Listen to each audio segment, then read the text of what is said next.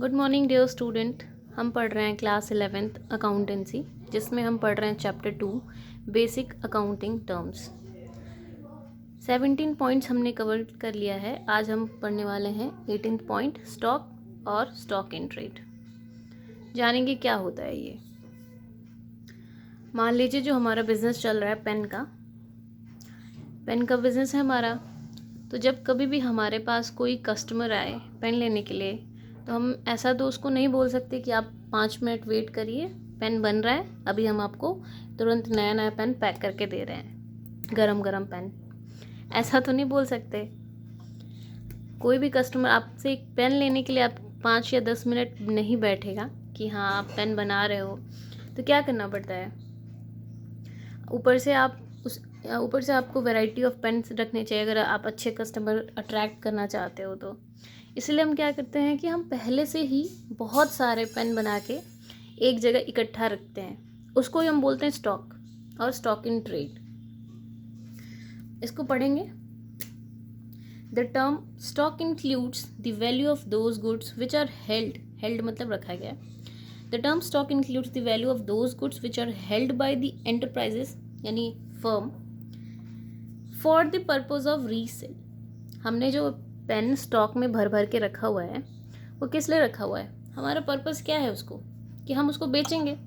हमारा जो पेन का बिजनेस है, ढेर सारे पेन बना के हमने एक जगह इकट्ठा करके रखा हुआ है। उस पेन को हमने क्या करना है, हमें उसको फिर से बेचना है। तो स्टॉक, कोई भी बिजनेस एंटरप्राइज, कोई भी फर्म जो भी सामान गुड्स यानी जिसका बिजनेस करे, जैसे कि हमारे लिए हमारा गुड्स था पेन, इसको जब ढेर सारी क्वांटिटी में एक जगह इकट्ठा करके रखे दोबारा से बेचने के लिए, तो उसको हम क्या बोलते हैं, स्टॉक बोलते हैं। तो बिज़नेस में इसका भी कैलकुलेशन करना पड़ता है कि आपके पास कितना इस वक्त स्टॉक था, आपके पास जब आपका साल शुरू हुआ तो कितना था, जब ख़त्म हुआ तो कितना था। तो नॉर्मली वैसे तो आप कभी भी कैलकुलेट कर सकते हो, ये तो आपके ऊपर है, आपका जब मन करे आप बैठिए, पेन लीजिए, काउंट करिए, आपके ऊपर है। लेकिन नॉर्मल कोर्स में कब होता है, 2 बार नॉर्मली करते हैं। कब, एक ओपनिंग स्टॉक और एक क्लोजिंग स्टॉक, कि हमने जब बिजनेस शुरू किया तो हमारे पास कितने स्टॉक थे, और बिजनेस जब हमने बंद किया, मतलब साल में क्लोज किया, बिजनेस बंद नहीं किया, सॉरी, जब हमारा अकाउंटिंग ईयर क्लोज होता है यानी 1 साल का कैलकुलेशन होता है, तो हमारे पास कितना स्टॉक था। तो जब स्टार्टिंग का करते हैं, stock held in the beginning of the year, तो उसको ओपनिंग स्टॉक बोलते हैं। यानी हमने अभी ये नया साल शुरू किया है, मान लीजिए हमारा अकाउंटिंग ईयर जो है वो है फर्स्ट जनवरी से 31 दिसंबर। ये हमारा अकाउंटिंग है। अकाउंटिंग ईयर यानी आपको 1 साल का टाइम लेके चलना होता है, जिसमें आप अपना पूरा बिजनेस करोगे, या फिर लास्ट में कैलकुलेशन करोगे, प्रॉफिट एंड लॉस निकालोगे, वही समरी बनाओगे जो हमने पढ़ा था, ट्रेडिंग, पीएल और balance sheet. That is your accounting year. तो हमारा 1 साल का नॉर्मल ऐसे चलता है। तो स्टार्टिंग में जब भी यहाँ पे हमने देखा हमारे पास कितना स्टॉक था, तो उसको हम बोलेंगे ओपनिंग स्टॉक। यहाँ पे अगर हमने देखा तो उसको हम बोलेंगे क्लोजिंग स्टॉक। और ये आप अगर ऐसे भी सोचो तो आपको नहीं लगता ये ज़रूरी है जानना, आपके पास जब हमने बिज़नेस शुरू किया, जब हमने अकाउंटिंग ईयर शुरू किया तो हमारे पास कितने सारे पेन थे, जब हमने ख़त्म किया तो कितने पेन थे। इससे हमें ये भी पता चलेगा कि हमने कितने पेन बेचे। नेक्स्ट है, अब देखिए ये एक बार बार इसी को इन्वेंट्री भी बोल देते हैं, इन्वेंट्री इसके अंदर आता है। लेकिन अब 19 पॉइंट है वो है इन्वेंट्री। इन्वेंट्री क्या कुछ इससे अलग हो गया, थोड़ा सा अलग होता है। जैसे इन केस ऑफ मैन्युफैक्चरर जो बनाते हैं सामान को, ये तो हम मान लीजिए हमने खरीदा, डायरेक्ट पेन खरीदा, पेन का स्टॉक बन रखा और उसको बेच दिया, दैट इज़ स्टॉक और स्टॉक इन ट्रेड। लेकिन यहाँ पे क्या है, हम प्रोडक्शन करते हैं, हम मैन्युफैक्चर करते हैं, हम इसको बनाते हैं।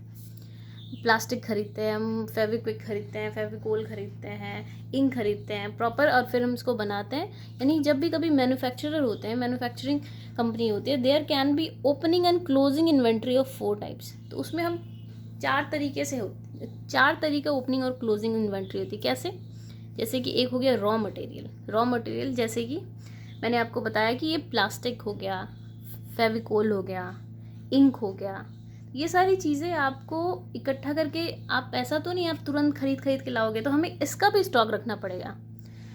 हम एक मैन्युफैक्चरर फर्म है, हमारा काम है मैन्युफैक्चर, यानी कि इसको बना के फिर हम इसको बेचते हैं। तो आप ये बताइए कि ऐसा तो नहीं है कि हम ये जो रॉ मटेरियल है, यानी कि जो भी प्लास्टिक, फेविकोल, ये सारी चीज़ें हैं, वो भी हम तुरंत खरीदने जाएं? इसका भी तो हमें स्टॉक रखना पड़ेगा। अगर हम बना रहे हैं जहाँ पे आपका प्रोडक्शन का वाला काम चल रहा है आपका बिज़नेस का, तो वहाँ पे अगर एक भी दिन अगर आप नहीं दे पाए, आपका रॉ मटेरियल ख़त्म हो गया, वो तो ब्रेक लग जाएगा वहाँ पे।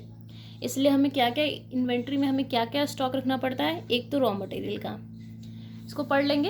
Inventory of raw materials purchased for using them in the production manufactured but still lying unused, मतलब ऐसे स्टॉक जो रॉ मटेरियल जो हमने खरीद के रखा हुआ है और जो कि प्रोडक्शन में यूज़ हो रहा है और अभी तक जितने बचे हुए हैं उसको हम क्या बोलेंगे? रॉ मटेरियल का इन्वेंट्री ऑफ रॉ मटेरियल। मतलब ये अनयूज्ड है, अभी यूज़ नहीं हुआ है, उसका स्टॉक रखा हुआ है।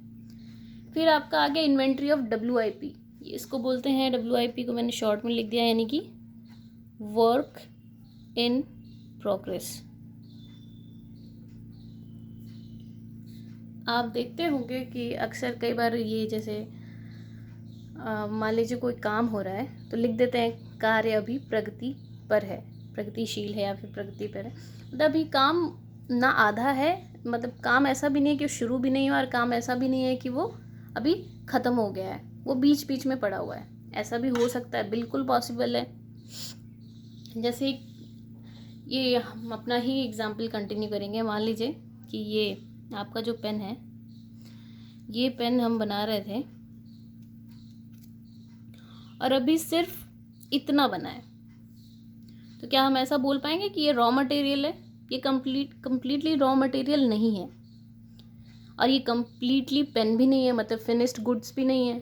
तो ये किस में आएगा? ये आपका आ जाएगा inventory of WIP, work in progress. ये आपका कार्य प्रगति पे है, मतलब ना ये रॉ मटेरियल है ना ये फिनिश्ड गुड है। तो ऐसी चीज़ों का भी हमें स्टॉक रखना पड़ता है जो कि पार्टली फिनिश्ड गुड है, पूरी तरह से फिनिश्ड गुड नहीं है, पार्टली फिनिश्ड गुड। इनको हम बोलते हैं वर्क इन प्रोग्रेस।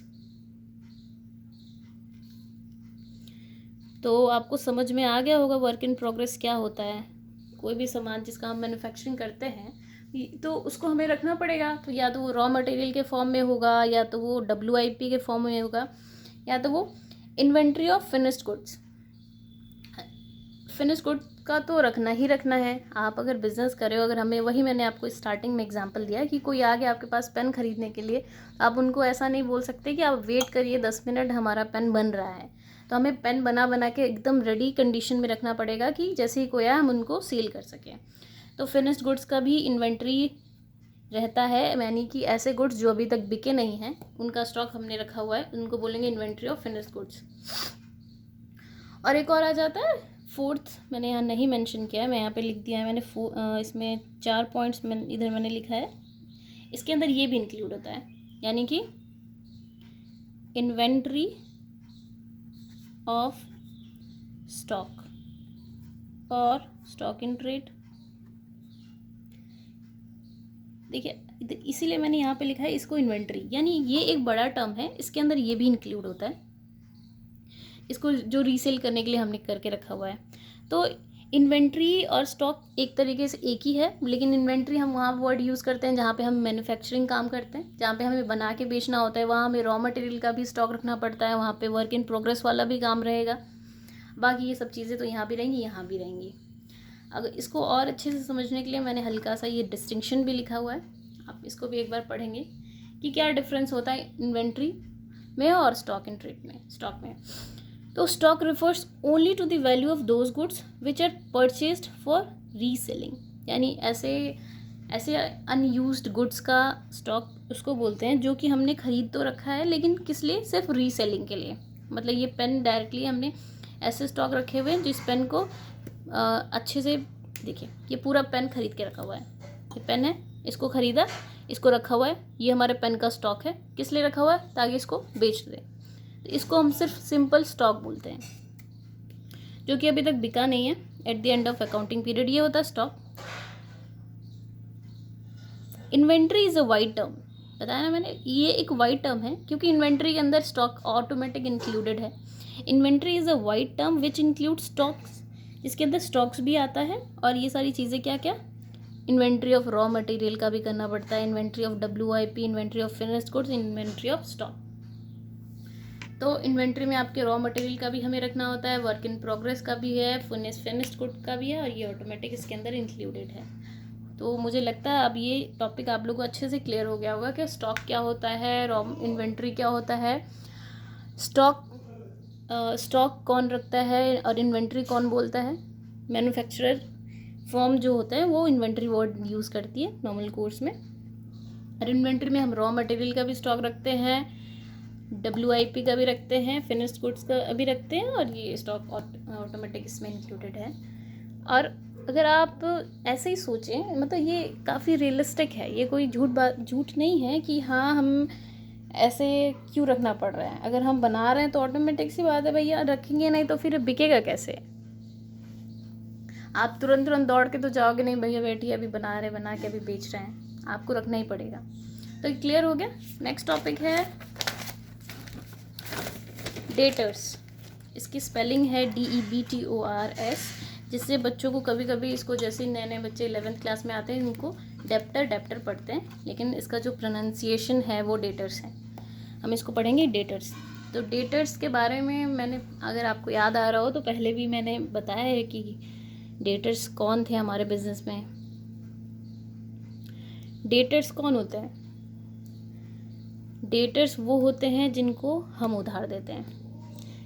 डेटर्स, तो आप लोगों को याद आ रहा होगा कि जब कभी भी किसी से फ्यूचर बेनिफिट होता है तो वो हमारी संपत्ति हो जाती है। तो डेटर्स वो हैं, मान लीजिए कोई है मिस्टर राम, उनको कुछ किसी चीज़ की ज़रूरत थी तो उनको हमने 20,000 रुपये उधार दे दिया।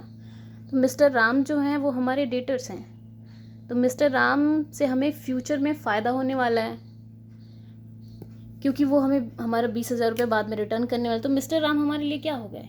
एक असेट हो गया। डेटर भी क्या है? एक असेट में आता है, एक संपत्ति हमारे लिए। तो पढ़ेंगे, the term debtors represents those person और फर्म्स टू हुम, मतलब पर्सन भी हो सकता है डेटर, कोई इंसान भी हो सकता है, और डेटर कोई फर्म भी हो सकता है।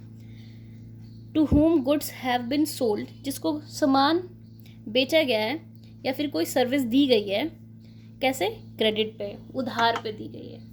And payment has not been received from them, और अभी तक उनसे कोई पैसा रिसीव नहीं किया गया है। तो जिनको हम उधार पे सामान देते हैं, जिनसे अभी तक कोई पैसा नहीं मिला है, वो हमारे कौन हो गए? डेटर्स हो गए। एक एग्जांपल के लिए मैंने लिखा है, goods worth ₹20,000 sold to Ram on credit. Clear है? अभी के लिए इतना ही समझना है। इसके अकाउंटिंग ट्रीटमेंट आगे वाले चैप्टर में हम समझेंगे, जब हम जर्नल एंट्री के बारे में पढ़ेंगे। तो डेटर्स क्लियर हो गया, ये एक असेट होता है हमारे लिए। वैसे ही होता है बिल रिसीवेबल। बिल रिसीवेबल क्या है? बस इसी डेटर का भाई। अब दो भाई ज़रूरी नहीं एकदम एक जैसे, हल्का हल्का तो डिफरेंस होता ही है। कैसे?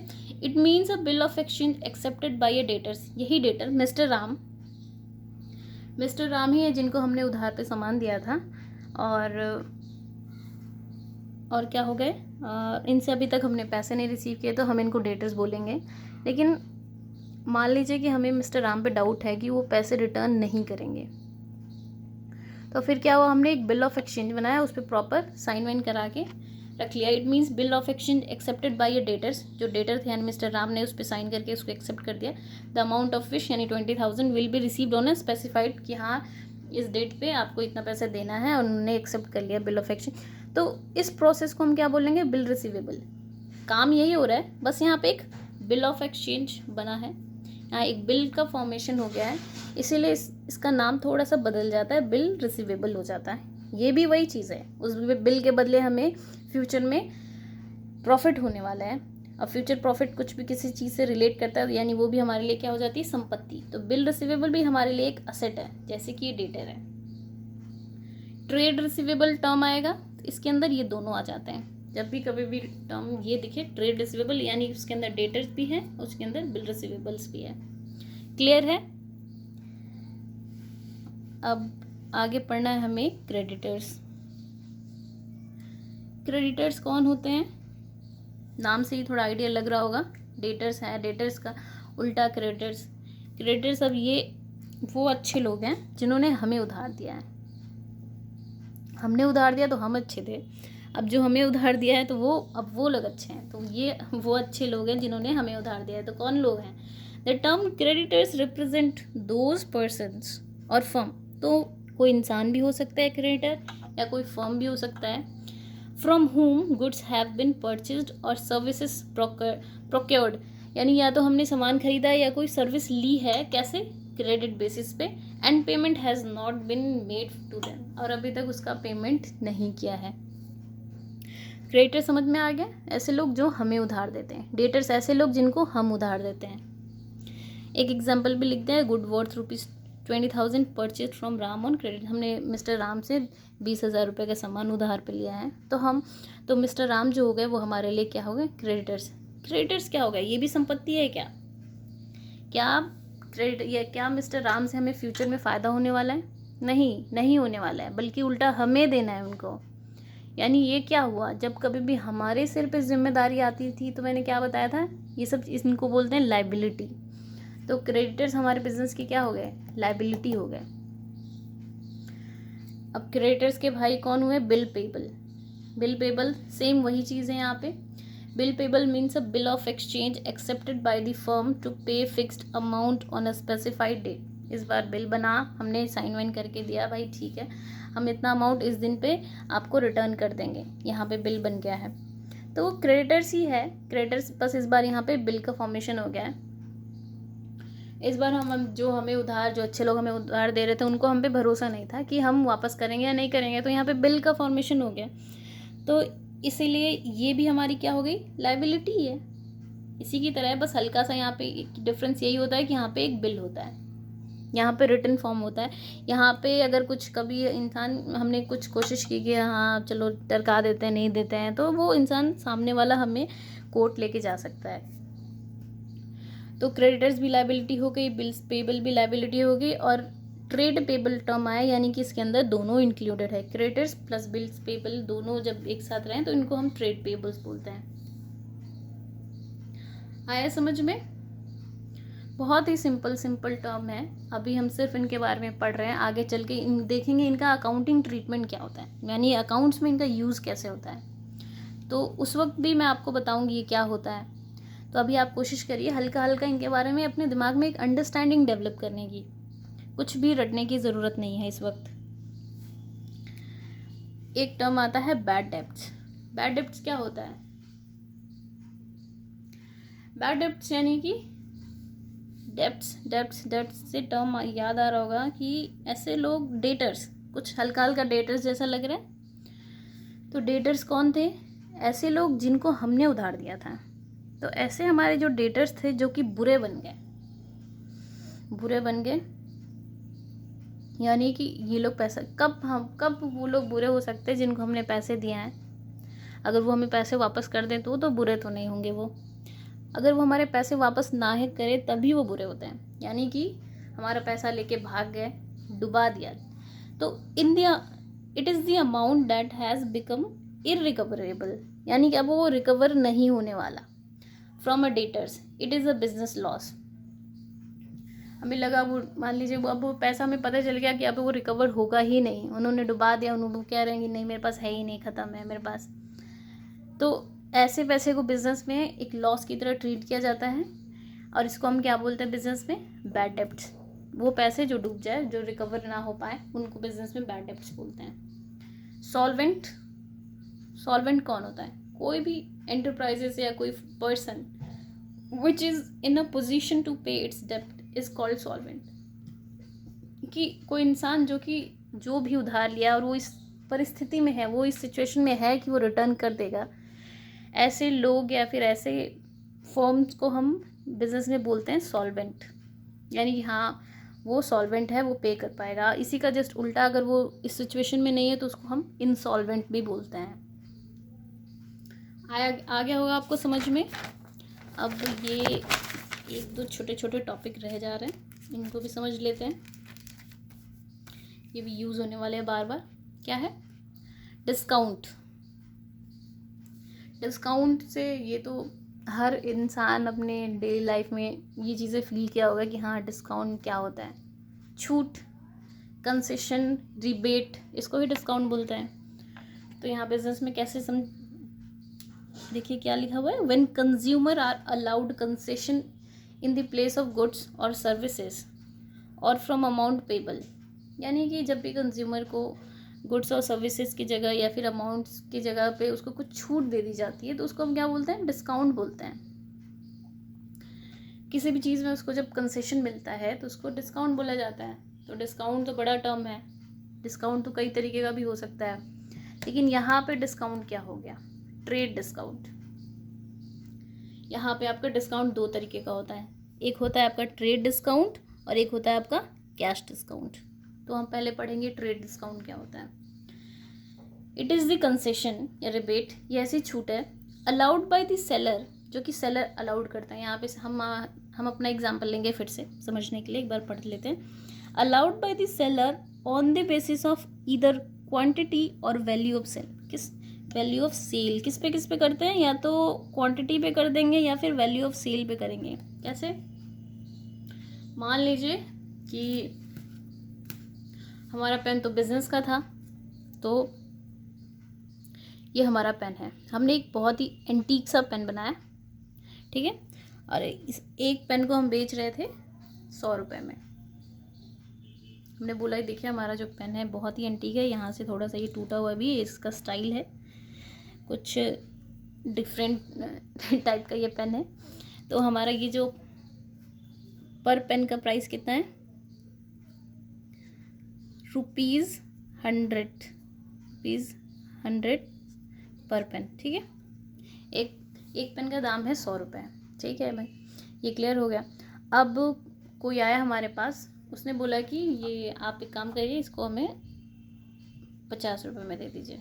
मैं बोला भाई इतना मेहनत हुआ है, इतना एंटीक पेन बनाया हमने, और आप कह रहे हो कि हमें से 50 रुपये में दे दें। बोले नहीं, अच्छा तो बोला लगा कि नहीं भाई दे दीजिए, रिक्वेस्ट करने लगा बहुत देर तक, 1-1.5 घंटे तक बैठ के। हमने बोला अच्छा चलो ठीक है, आपको ये पेन हम 70 रुपये में दे देते हैं। 70 रुपये में हमने उनको बेच दिया, ठीक। तो हमारे बिजनेस में ये जो सेल प्राइस है, ये आपका जो भी अकाउंटिंग ट्रांजैक्शन रिकॉर्ड होगा तो कितने का होगा, 70 रुपये का ही होगा। हम अगर बिजनेस में रिकॉर्ड करें कि हमने कितने में बेचा, तो रिकॉर्ड करेंगे हम 70 रुपये में बेचा, वो भी रिकॉर्ड करेगा उसने 70 रुपये में ख़रीदा। तो एक तो ये हो गया डिस्काउंट। या फिर मान लीजिए वो आया हमारे पास, एक दिन और आया, कह रहा है कि पेन बहुत अच्छा है, बहुत ही एंटीक है, और एक काम करिए, मान लीजिए हमारा एक ट्रे रहता है, मतलब एक पेन का एक स्टॉक है जिसमें हम 20 पेन रखते हैं, ठीक है। तो 20 पेन रखते हैं, उसने बोला कि एक काम करिए आप ये हम इस बार मैं पूरा का पूरा ये 20 पेन लेके जाऊंगा। तो जब कभी भी कोई हमारे पास स्टॉक में सामान लेने आया तो हम उसको क्या करते हैं, उसको कुछ छूट देते हैं। तो जब भी कोई बल्क में सामान खरीदे, आपने उसको छूट दिया, तो वो छूट भी हम क्या बोलते हैं, इसको ट्रेड डिस्काउंट बोलेंगे। तो आप एक बात समझिए कि आप अपने बिजनेस में जो रिकॉर्डिंग किस पे करोगे, कि हमने 100 रुपये का सामान बेचा, या फिर उसने अगर 50 रुपये बोला तो हम 50 रुपये में बेचा, नहीं, हम इस अमाउंट पे रिकॉर्ड करते हैं, कितने पे, 70 रुपये पे। तो इसीलिए ट्रेड डिस्काउंट में क्या होता है, इसका अकाउंट्स में, बुक्स ऑफ अकाउंट्स में कोई रिकॉर्डिंग नहीं होती है। वैसे ये आगे बताने वाली थी मैं, लेकिन आप जानकारी के लिए, बुक्स ऑफ अकाउंट में इसकी कोई रिकॉर्डिंग नहीं होती है। क्यों, क्योंकि हमने तो इसको रिकॉर्ड ही 70 रुपये पे किया है। ऐसा तो नहीं है कि हमने लिखा था कि 100 रुपये का सामान था, उसको 70 रुपये में बेचा तो 30 रुपये डिस्काउंट दिया हमने, बिल्कुल डिस्काउंट दिया है, लेकिन इसकी बुक्स ऑफ अकाउंट्स में कोई रिकॉर्डिंग नहीं होती है, क्योंकि इसकी रिकॉर्डिंग शुरू ही यहाँ से होती है। वहीं पे हो जाता है आपका कैश डिस्काउंट। कैश डिस्काउंट क्या होता है, कैश डिस्काउंट मान लीजिए कि when discount is allowed to the customer for making prompt मतलब होता है जल्दी, early payment, it is called cash discount. हमने सामान बेचा है कस्टमर को, मान लीजिए हमने बेच दिया उसको सामान 100 रुपये में, फिर हमें पैसे की ज़रूरत, हमने बोला कि भाई अगर तुम जल्दी पेमेंट करोगे तो हम तुम्हें 20 रुपये छोड़ देंगे, यानी सिर्फ 80 रुपये लेंगे। तो हमने क्या किया, 100 रुपये का सेल किया हुआ था, तो अपने बुक्स ऑफ अकाउंट में 100 रुपये रिकॉर्ड करके रखा हुआ था कि हमने 100 रुपये का सामान बेचा। हमने बोला कि देखो तुम 1 महीने बाद, उसने बोला था कि मैं 1 महीने बाद पेमेंट कर दूंगा, लेकिन अगर उससे मैंने बोला कि देखो अगर तुम 15 दिन में ही पेमेंट कर दोगे तो मैं तुम्हें 20 रुपये का डिस्काउंट दूंगा, यानी कि तुम्हारे लिए पेन 80 रुपये का पड़ेगा। तो यहाँ पे क्या हुआ, एक्चुअल में जो मैंने कमाया वो 80 रुपये ही है। मैंने रिकॉर्डिंग तो 100 रुपये पे की थी, लेकिन ये जो 20 रुपये है वो मैंने क्या दे दिया, ये हो गया हमारा कैश डिस्काउंट। समझ में आया? तो जब कभी भी डिस्काउंट जो होता है, कोई बल्क में सामान खरीदे, यानी ट्रेडिंग के टाइम पे ही जब वो नेगोशिएशन करता है उस वक्त जो भी उसको डिस्काउंट मिलता है तो उसको बोलते हैं ट्रेड डिस्काउंट। और जब कभी भी कोई इंसान जल्दी पेमेंट कर दे, इसकी वजह से हम उसको डिस्काउंट दें, तो वो होता है आपका कैश डिस्काउंट। एकदम क्लियर हो गया होगा कॉन्सेप्ट? नहीं क्लियर हुआ तो आप वीडियो 2 बार देख लें। इसके आगे ये आपका ऑलमोस्ट ये चैप्टर ख़त्म हो गया है। बेसिक अकाउंटिंग टर्म चैप्टर यहीं ख़त्म होता है, और अगर एक आध पॉइंट छूट गया होगा तो हम नेक्स्ट चैप्टर में साथ में उसको कवर कर लेंगे। तो आपको अगर क्लास अच्छी लगी हो तो लाइक, शेयर और सब्सक्राइब ज़रूर करें। Thank you.